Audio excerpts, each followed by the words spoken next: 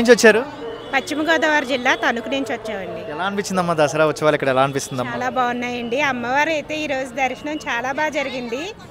ఇంత క్యూ లైన్లో వచ్చినందుకు తొందరగా గంటేస్తారేమో, అమ్మవారిని చూడలేమేమో అనుకున్నాం, కానీ చాలా మంచి దర్శనం ఇచ్చింది అమ్మ. క్యూ లైన్లో కూడా చాలా బాగా పెట్టారండి. వాటర్ సదుపాయం కూడా చాలా బాగుంది. మొబైల్ బాత్రూమ్స్ అవి చాలా బాగా చేశారు ఏర్పాట్లు ఈ సంవత్సరం. భవానీలు మరి ఇప్పుడు చాలామంది ప్రజలు వస్తున్నారు కదా, మరి రకరకాల అవతారాల్లో అమ్మవారు ముందుకు వచ్చింది ఈ సంవత్సరం. సో ఎలా అనిపించింది? అవతారాలు చూస్తున్నారా దగ్గర నుంచి, ఎలా అనిపించింది? చాలా బాగున్నాయండి. అమ్మవారు మనతో మాట్లాడుతున్నట్టుంది, అంత అద్భుతంగా చేశారు. చాలా బాగున్నాయి. విజయవాడ అంతా కలకలాడుతుందా? విజయవాడ అంతా కలకలాడుతుందండి. అమ్మవారి శోభ అంతా కనిపిస్తుంది విజయవాడలో. సో అంత ఆనందం అమ్మా? చాలా ఆనందంగా ఉందండి. సో ఎలా అనిపించింది నీకు?